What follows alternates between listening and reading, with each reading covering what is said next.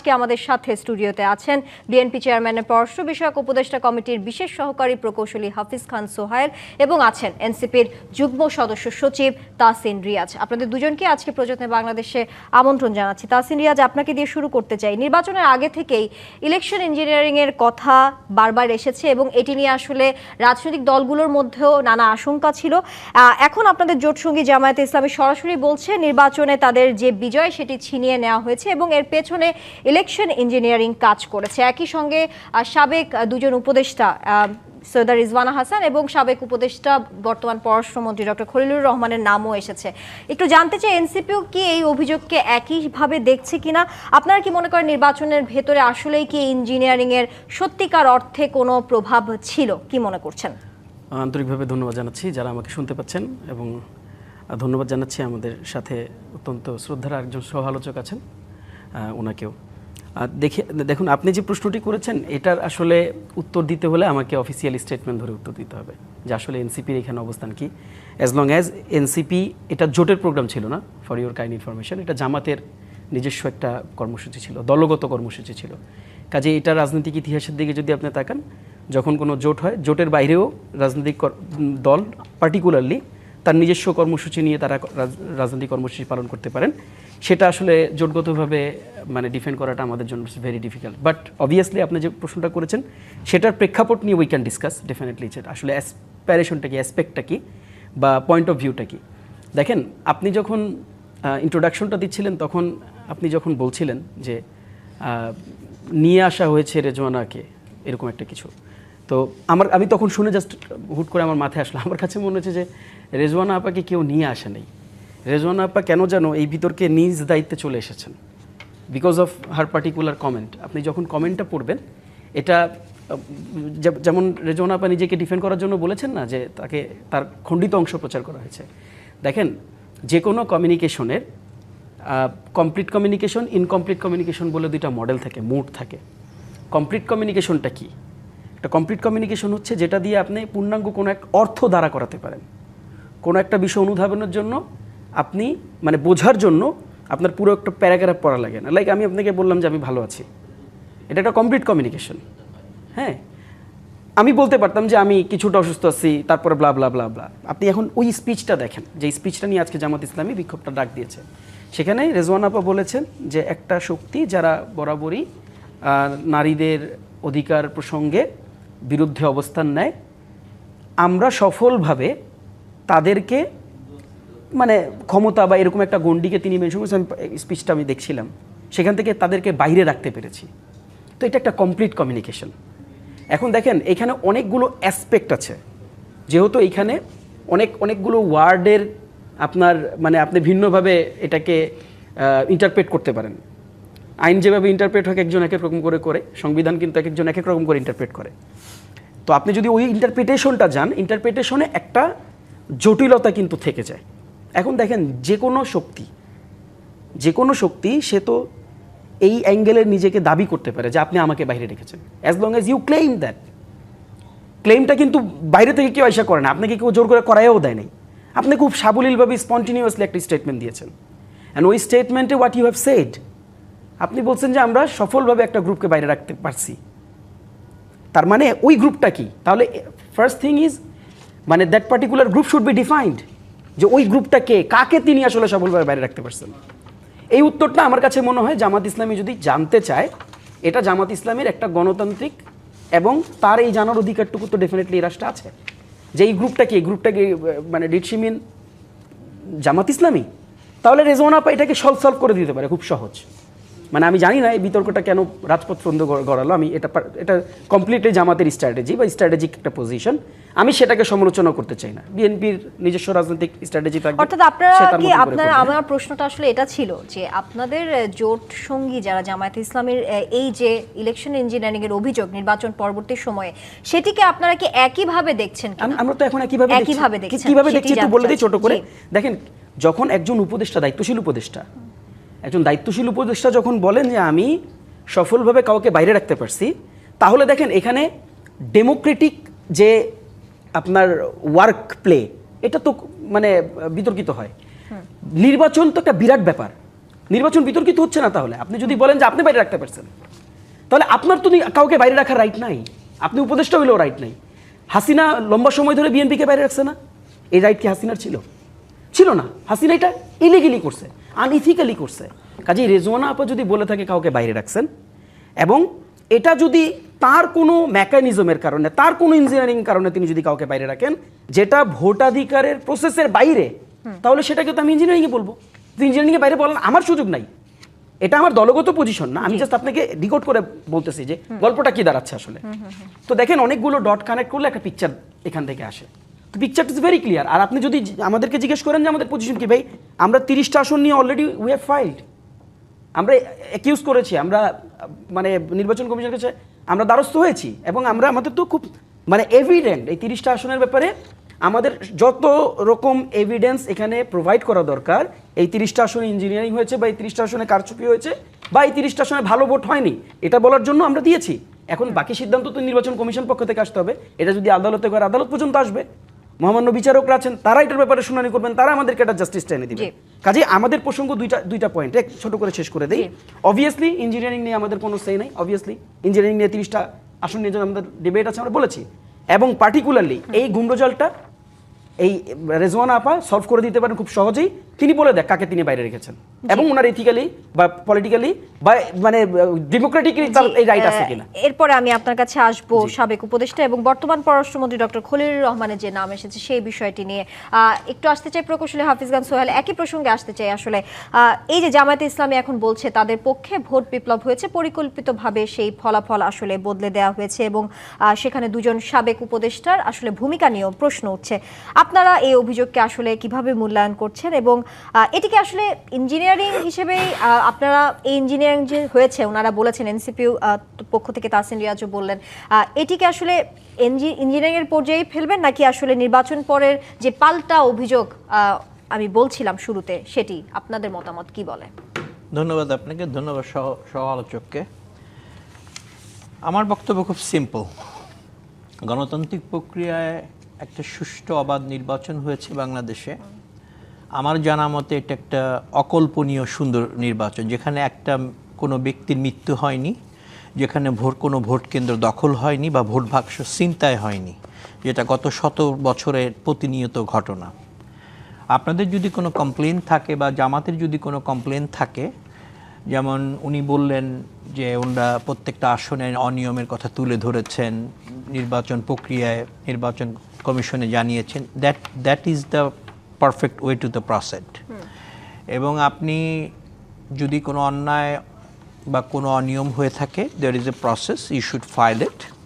If you don't agree with the নির্বাচন commission, then you can go for the court, যেটা উনি বলেছেন। That's the way to it should be move. আর ওনারা যেটা বলতেছেন সূক্ষ্ম কারচুপি, আমি মনে করি সূক্ষ্ম কারচুপি যদি হয়ে থাকে সে জনগণ করেছে, আমরা করিনি, জনগণ তাদের রায় দিয়েছে। আর যদি সূক্ষ্ম কারচুপির ওনাদের কাছে ন্যূনতম কোনো এভিডেন্স বা ন্যূনতম কোনো প্রমাণ থাকে, সে ওনারা উপস্থাপন করতে পারে। কিন্তু রাজনৈতিক ভাষায় আপনি কথা বলবেন, এটা 5ই আগস্ট এই কারণে হয়নি। ওনাদের মতো জেনজিরা যে 5ই আগস্ট করেছে, যত রক্ত ঝরেছে, তারা চায় একটা স্বচ্ছ রাজনীতি, একটা সুন্দর রাজনীতি, দেশ গড়ার রাজনীতি। আপনি এখানে সেই বস্তা পচা আগের 17 বছরের রাজনীতি করলে there will be no result come out. আর আপনি রেজওয়ানা ওনার কথা বলছেন, খলিলুর রহমানের কথা বলছেন, রেজওয়ানা আহমেদের কি নির্বাচনে কোনো ভূমিকা ছিল? উনি কি কোথাও কোনো ইঞ্জিনিয়ারিংয়ে সহযোগিতা করেছে বা কোথায় কি করেছে? ওনার এভিডেন্স দেখাক। বা খলিলুর রহমান সাহেবের কথাও যদি বলে থাকে, ওনারা এখানে তো একটা স্বচ্ছ প্রক্রিয়া। আপনি বলার জন্য বলবেন, অ্যাকচুয়ালি সেটা না, ঘটনাটা অন্য জায়গায়। ঘটনাটা খুব সিম্পল। জামাতে ইসলাম বিগত তত্ত্বাবধায়ক সরকারের আমলে আনকন্ডিশনালি ক্ষমতা ভোগ করছিলেন। তারা আনকন্ডিশনালি বিভিন্ন ভিসি, বিভিন্ন ব্যাংক, বিভিন্ন সচিব, বিভিন্ন ডিসি তাদের লোক নিয়োগ করেছে, যে কারণে জামাত ইসলামের 1-to-1 পয়েন্ট আপনারা দেখেন। জামাত ইসলামের নির্বাচনের আগে কি বলেছে? পিআর ছাড়া তারা নির্বাচন করবে না। তারপরে তারা কি বলেছে? গণভোট আগে না হলে নির্বাচন করবে না। তারা একটার পর একটা ইস্যু এনেছে। কি কারণে? খুব সিম্পল, তারা নির্বাচনটাকে পিছাতে চেয়েছে। কেন পিছাতে? জামাত ইসলাম খুব ভালো করে জানে তারা নির্বাচনে জিতবে না, খুব ভালো করে জানে। যদি তারা নির্বাচনে জিতবেই, তাহলে কিন্তু তারা নির্বাচনের পিছানোর কথা বা এই সমস্ত ইস্যু আনতেন না। এখন তারা দেখতে পাচ্ছেন খুব সিম্পল, তারা ক্ষমতা আগের মতো ভোগ করতে পারছেন না, বিভিন্ন জায়গায় তারা প্রতিহত হচ্ছেন বা তাদের মতো করে হচ্ছে না, এই কারণে তাদের তর সইছে না, তারা রাস্তায় চলে আসে। আপনারা আসতে পারেন, but it does not work, it will not be working, because বাংলাদেশের মানুষ ভোট দিয়েছে স্বতঃস্ফূর্তভাবে, রেজাল্ট এসেছে, সেখানে কোথাও কোনো ত্রুটি বিচ্যুতি হয়নি আমার জানার মতে। যদিও হয়ে থাকে সেখানে process, you should follow it and it will be wait for the next step. But এই রাজনীতির মাঠ গরম করার জন্য করতে গেলে আপনি যদি সে আগের রাজনীতি করতে, ইট will B not working, it's clear. এবং জেএনজি বাংলাদেশের রাজনীতি যে 5ই আগস্ট ঘটেছে, এখানে যদি আমরাও যদি এরকম করি, আমরাও করতে পারবো না। টোটালি রাজনৈতিক মোটিভেশন, রাজনৈতিক ক্রাইটেরিয়া চেঞ্জ হয়ে গিয়েছে। বাস্তবতাকে ফেস করতে হবে, মানুষের জন্য কাজ করতে হবে। It is very simple. I believe Jamaat should realise that things. জি, আরেকটি প্রসঙ্গ যদি আমি এখানে আনি, জামাতের পক্ষ থেকে জামাতে ইসলামের কেন্দ্রীয় নির্বাহী পরিষদ সদস্য এবং দুঃখিত জামাতের নায়েবে আমির সৈয়দ আব্দুল্লাহ মোহাম্মদ তাহের, তিনি বলেছেন বিএনপি নেতা সালাউদ্দিন আহমদ খলিলুর রহমানের বিরুদ্ধে বক্তব্য রেখেছিলেন এবং তাকে সরকার থেকে বের করতে দিতে বলেছিলেন, এমনটা তিনি উল্লেখ করেছেন। তারপরও বিতর্কিত ব্যক্তিকে পররাষ্ট্রমন্ত্রী হিসেবে নিয়োগ দেওয়ার বিষয়ে প্রকাশ করেন জামায়াত নেতা তাহের। এই বিষয়ে আপনার মতামত কি? খুব সিম্পল। ওই মুহূর্তে আমাদের সালাউদ্দিন ভাই যেটা বলেছেন কারেক্ট, আমাদের দৃষ্টিতে মনে হচ্ছে উনি বিতর্কিত বা দিস অ্যান্ড দ্যাট কারেক্ট। আর দ্বিতীয় অ্যান্সারটা হলো যে বাংলাদেশের মানুষ আমাদেরকে 2/3 মেজরিটি দিয়েছেন, নির্বাচিত করে ভোটে এনেছেন। আমাদের সম্মানিত মাননীয় পার্টির চেয়ারম্যান, সম্মানিত প্রধানমন্ত্রী তারেক রহমান সাহেব মনে করেছেন তাকে, এই ব্যক্তিকে দরকার প্রশাসন চালাতে, উনি নিয়েছেন। It's very simple, it's nothing to agree or disagree. আপনি জনগণ নির্বাচিত করেছেন, ম্যান্ডেট পেয়েছি আমরা, আমাদের মাননীয় প্রধানমন্ত্রী মনে করেছেন তাকে যোগ্য ব্যক্তি হিসেবে কাজ করাতে চান, he just did it, that's it, it's very simple. BNP নেতা সালাউদ্দিন আহমদ খলিলুর রহমানের বিরুদ্ধে বক্তব্য রেখেছিলেন, যেটি নিয়ে আসলে জামাতের নায়েবে আমির বলেছেন যে এখন সেই বিতর্কিত ব্যক্তিকে আবার পররাষ্ট্রমন্ত্রী হিসেবে নিয়োগ দেওয়ার বিষয়ে প্রকাশ করেন তিনি। তিনি অভিযোগও করেছেন উনি বিএনপির সঙ্গে নিশ্চয়ই গোপনে এমন এক কন্ট্রাক্টে গেছেন যেটি বিএনপি স্বার্থ সংরক্ষণের জন্য উলঙ্গভাবে ভূমিকা রেখেছে। একটু জানতে চাই এখানে যে কন্ট্রাক্টের কথা বলা হয়েছে এবং যেমনটা প্রকৌশলী হাফিজ খান সোহাইল বলেছেন, এই দুটো নিয়ে আপনার মতামত জানতে চাই এবং কন্ট্রাক্টের বিষয়টি নিয়েও একটু বিস্তারিত জানতে চাই। দেখেন, ওই কন্ট্রাক্ট কীভাবে হয়েছে এটা তো আসলে আমাদের জানার সুযোগ নেই। যদি বিএনপি আর খলিল ভাইয়ের মধ্যে হয়ে থাকে, এটা ডেফিনেটলি হিডেন একটা কন্ট্রাক্ট। বাট অ্যাপ্রোচটা কি? অ্যাপ্রোচটা হচ্ছে ইজ ভেরি সারপ্রাইজিং। ধরেন আপনি একজন মানুষকে হচ্ছে মানে রীতিমতন বিতাড়িত করার জন্য বিরাট বড় সমাবেশ করলেন। আপনি তাকে বিতাড়িত করার জন্য আপনার দলের টপ অর্ডার থেকে শুরু করে লোয়ার অর্ডার, মিড অর্ডার সবাই মিলে বক্তব্য দিলেন এবং খুব ডেসপারেট ওয়েতে আপনি এই ব্যাপারটাকে সামনে আনলেন এবং খুবই মানে সালাউদ্দিন ভাইয়ের ওই স্পিচটা আপনি শুনবেন। সালাউদ্দিন ভাই আমাদেরকে মানে বোকা ভাববেন না, এই টাইপের একটা আলাপ উনি দিচ্ছেন, মানে হাউ ডেসপারেট হি ওয়াজ।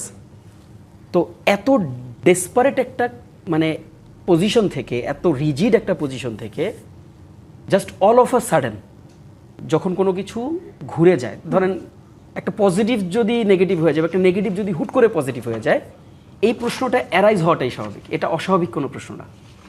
কাজেই দেখেন ভাই যেটা বলছিলেন যে এটা মানে খুবই simple, it's not that simple আসলে, রাদার ইটস কমপ্লিকেটেড। এবং আপনি এটা দেখেন BNP even they are believing it's complicated. This is why দেখেন আপনি বিএনপিকে কষ্ট করে এখন কী দিন আসছে, বিএনপি ইয়াকে খলিল ভাইকে মানে পদত্যাগ করানোর জন্য পুরো দমে একেবারে অল আউট আন্দোলন করছে। এখন এই খলিল ভাইকে তাদেরকে ডিফেন্ড করতে হচ্ছে। খলিল ভাইকে কেন, খলিল ভাই যোগ্য লোক, মানে দেখেন যোগ্যতা কি রাতারাতি বাড়ে কমে? অবভিয়াসলি উত্তর হচ্ছে না। যোগ্যতাটা একটা প্রসেস, এটা একটা অ্যালগোরিদমে চলে, এটা একটা ক্রোনোলজি আছে, তাই না? কাজে ধরেন ব্যাপারটা কীরকম যে খলিল ভাই নির্বাচনের দিন পর্যন্ত বা আগের মাস পর্যন্ত খলিল ভাই অযোগ্য ছিল, এক মাসের মধ্যে একজন পররাষ্ট্র উপদেষ্টা হওয়ার মতন যোগ্য হয়ে গেল। এইভাবে তো যোগ্যতা বাড়ে কমে না।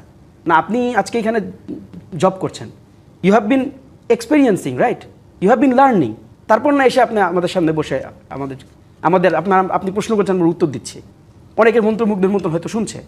কাজেই দেখেন ব্যাপারগুলো ড্রামাটিক না, ব্যাপারগুলো র্যাশনাল, এবং এটা র্যাশনালি আপনাকে ডিল করতে হবে। এবং শুধু কি আমরা দেখেন আমরা শুধু প্রশ্ন করছি ব্যাপারটা তো তা না, বিএনপির অ্যাক্টিভিস্ট যারা আছে, যারা বিএনপিকে সোশ্যাল মিডিয়াতে বিভিন্ন ধরনের প্ল্যাটফর্মে যারা ডিফেন্ড করে, তারাও পর্যন্ত সারপ্রাইজ হয়েছে। তারা যে ধরনের কমেন্ট করছে মানে খুবই মানে সারপ্রাইজিং কমেন্ট করছে তারাও, যে মানে হাউ ইটস পসিবল যে যেই খলিল ভাই কাজে দেখেন সবচেয়ে চ্যালেঞ্জিং কোশ্চেন, আপনার যে উত্তরটা এই প্রসঙ্গে আছে, সবচেয়ে চ্যালেঞ্জিং প্রসঙ্গটা কি জানেন?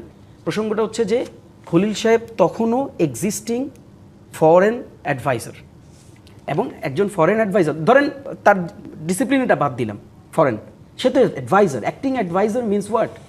মিনস তার বিরাট রকম ক্যাপাসিটি ওই ডিউরিং দি ইলেকশন পিরিয়ড ওই সময় তার ছিল। কাজেই এই প্রসঙ্গ যদি এখন আমি উত্থাপন করি, যেমন দেখেন ভাইস ভার্সাটা কি? ভাইস ভার্সা হচ্ছে এই টকশোগুলোতে আপনার এই আলাপটা শুনছেন না, যে আমাদের 3 জন উপদেষ্টা আছে, এই 3 জন উপদেষ্টা থাকলে ইলেকশন কোনো দিন নিরপেক্ষ হইতে পারে না, কোনো দিন এরা হবে না, এদেরকে পদত্যাগ করতে হবে।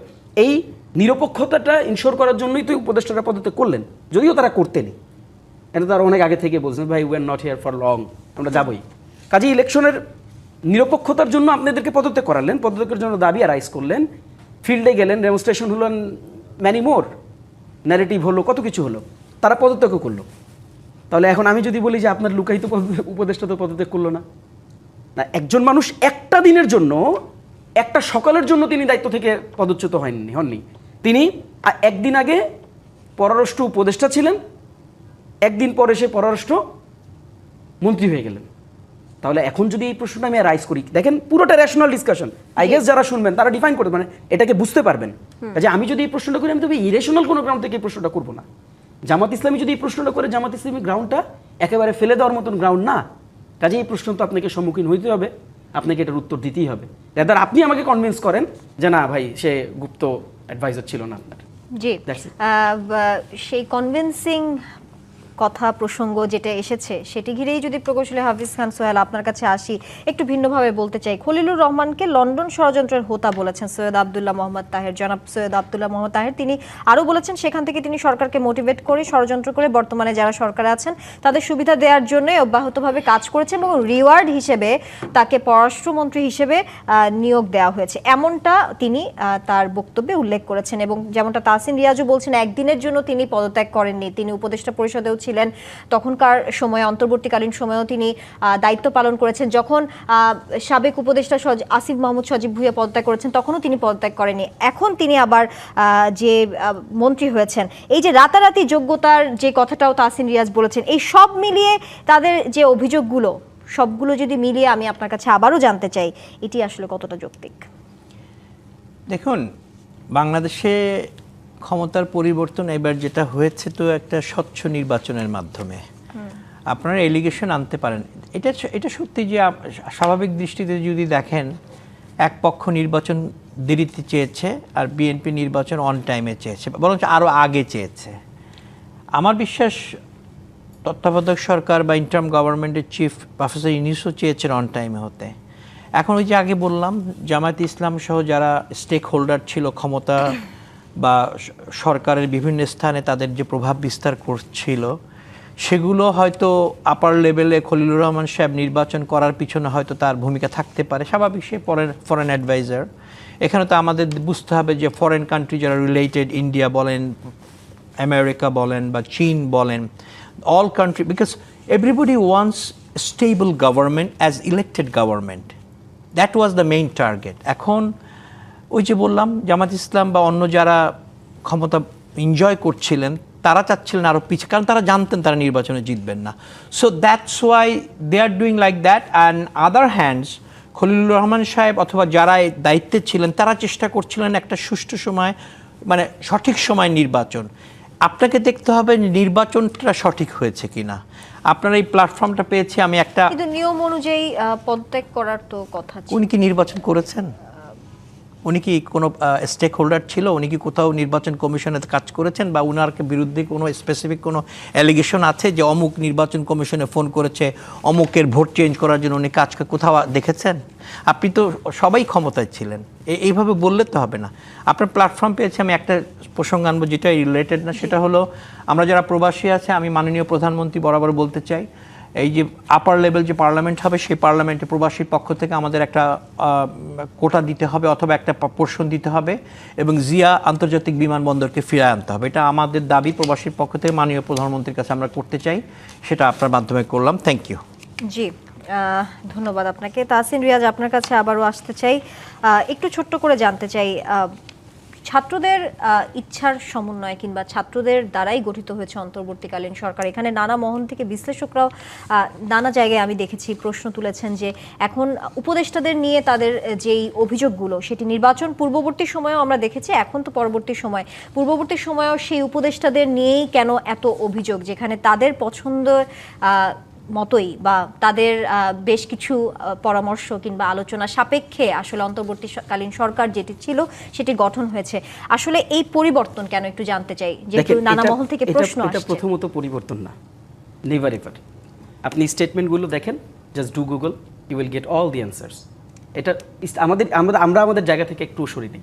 আমরা উপদেষ্টা পরিষদের অভ্যন্তরীণ যে ভূত তাদের ব্যাপারে আমরা আগেও আলোচনা করেছি, আমরা এই ইঙ্গিতগুলো আগেও দিয়েছি। বাট এটিকেটস আছে, নর্মস আছে, কিছু ম্যানার্স আছে, সেটা তো আমাদেরকে রক্ষা করতে হবে। কিছু পলিটিক্যাল মানে নর্মস যদি ওই নর্মস তো আমি ব্রেক করতে পারি না। আর আপনি যেটা বলেছেন যে আমাদের পছন্দ মতো, দেখেন আমি খুবই টেকনিক্যাল একটা ডিসকাশন করি, খুব ছোট করে করি। আমার পছন্দ মতন হবে কি করে বলেন? আমার তো পলিটিক্যাল লেগেসি নাই। ব্যাপারটা তো এরকম না যে মানে we have been doing politics for last 20 years. যারা 20 ইয়ার্স 30 ইয়ার্স, এটা আমি দোষের কিছু বলছি না।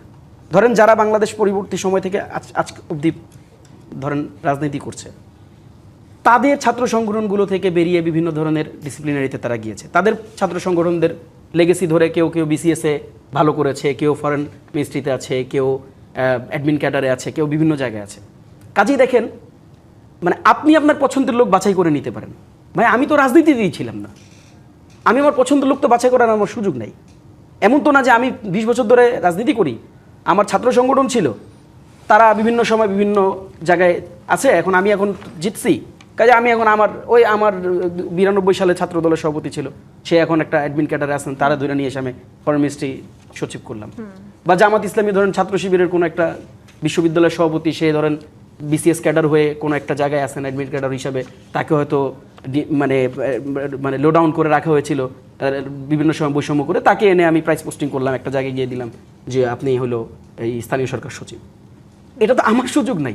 কাজে দেখেন আমার পছন্দ মতন হয়েছে, এটা লজিক্যালি রাইট না। ধরেন আপনাকে বলতো না একটা বেসিক লজিকের উপর তাহলে কার পছন্দ মতন হয়েছে? কোশ্চেন ইজ, যদি আমার পছন্দ মতন না হয়ে থাকে, আমার পছন্দ মতন হওয়ার সুযোগই নাই আসলে, যেটা আমি আপনাকে বললাম। তাহলে আমার পছন্দ মতন না হয়ে থাকলে মাহফুজ সাবেক উপদেষ্টা তিনি এটার একটা সুন্দর কাউন্টার দিয়েছিলেন যে দেখেন এটা যেটা হয়েছে ওই সময়গুলোতে। এখানে আরেকটা মজার মানে ইস্যু আমি রিলেট করে দিব, আপনি দেখবেন যে এটা মিলে যাবে অঙ্কটা। যেমন মাহফুজ সাহেব তখন বলেছিলেন যে দেখেন আমাদের তো কারো কাছে যাওয়ার সুযোগ ছিল না, তখন political party, top surface political party BNP, Jamaat and others many, তো আমরা সবার সাথেই তখন বসেছি, সবার কাছ থেকেই পরামর্শ করা হয়েছে। যেমন দেখেন অর্থ উপদেষ্টা, হু ওয়াজ হি? অর্থ উপদেষ্টা is a very close friend of Mirza Fakhrul Islam Alamgir. এখন তাইলে তিনি কিভাবে করে আসলেন? তা আমার পছন্দের লোক না, তার মানে ওনাকে ডেফিনেটলি কেউ না কেউ সাজেস্ট করছেন। এখন খলিল ভাই দেখেন, খলিল সাহেবকে বলা হচ্ছে যে তিনি অন্যতম কুশীলক, তা ডেফিনেটলি খলিল সাহেবকে কেউ না কেউ সাজেস্ট করছিলেন।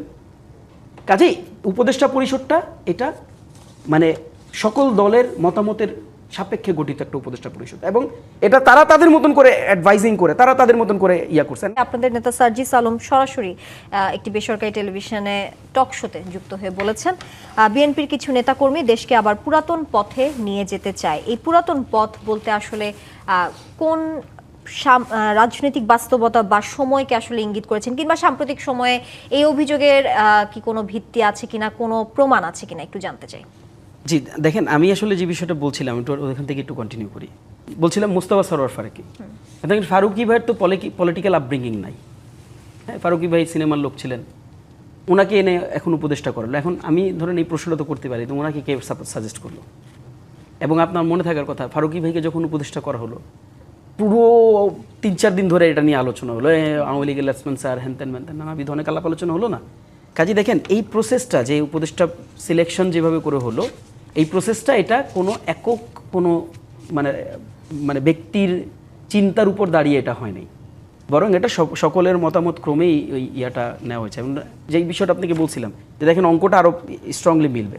আপনি নিশ্চয়ই খেয়াল করবেন কিছুদিন আগেই একটা এনডিএ যেটা আমেরিকার সাথে হয়েছে, হ্যাঁ এগ্রিমেন্ট হয়েছে, এখন সেটা কিন্তু পুরোদমে ইন্টারিমকে সবাই দোষ দিচ্ছিল যে এই ইন্টারিম ইউ ডিড রং, এই ধরনের চুক্তি করা যাবে না, কী ধরনের চুক্তি করছো, আলতু ফালতু নানাবিধ আলাপ আলোচনা তাকে বলছে। মানে হোয়াট খলিল সাহেব সেড, উনি বলছে যে আমি এগ্রিমেন্ট করার আগে বিএনপি জামাত দুইজনেরই কনসেন্ট নিছে। এখন আপনি আমাকে বলেন যে এখন এটা কি তাহলে আপনি যেমন ভাই বলতেছিলেন যে ক্ষমতা এনজয় করতেছিল লম্বা সময় ধরে বিএনপি জামাত, বা বিএনপি তো না, জামাত হচ্ছে ক্ষমতা এনজয় করতেছিল। I don't seen this way. ক্ষমতা এখানে এনজয় করে নাই। দেখেন, ওই আলোচনা করতে গেলে it will take longer, but ক্ষমতা এনজয় কে কীভাবে করছে, অ্যাটলিস্ট বাংলাদেশের সার্ফেসে খুব লিটল একটা জায়গা থেকে বসে উই হ্যাভ সিন এভরিথিং। কাজেই ব্যাপারটা এরকম না। আমি যেটা ফিল করি, এটা প্রসঙ্গটা ক্ষমতা এনজয়ের না, সেটা হচ্ছে দেখেন একটা পলিটিক্যাল ভ্যাকিউম তৈরি হয়েছিল 5 তারিখের পর, উইচ ইজ কারেক্ট। এখন এই পলিটিক্যাল ভ্যাকিউম আপনি কিভাবে ফিল আপ করবেন? আপনি কি একদিনে এরকম তুড়ি বাজে 50 জন সচিব বানাতে পারবেন? Is it possible? আপনি ব্যুরোক্রেসি কীভাবে চালাবেন?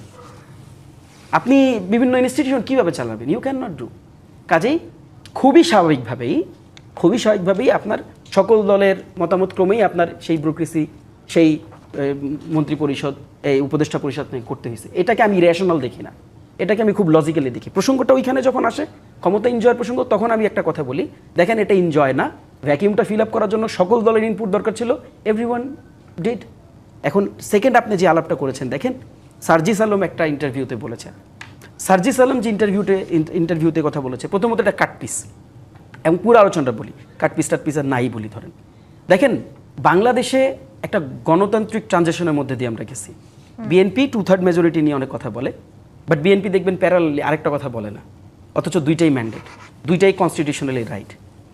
একটা হচ্ছে 2/3 majority, we honour. BNP 2/3 majority পাইছে, ইটস আ ট্রিমেন্ডিয়াস ভিক্টরি। কিন্তু রেফারেন্ডাম যেটা হয়েছে, এটা কি মানে মেজরিটি না? এই রেফারেন্ডাম, আপনি হিস্ট্রি অফ রেফারেন্ডাম দেখেন, রেফারেন্ডাম সবচেয়ে পাওয়ারফুল ডেমোক্রেটিক টুলসগুলোর একটা।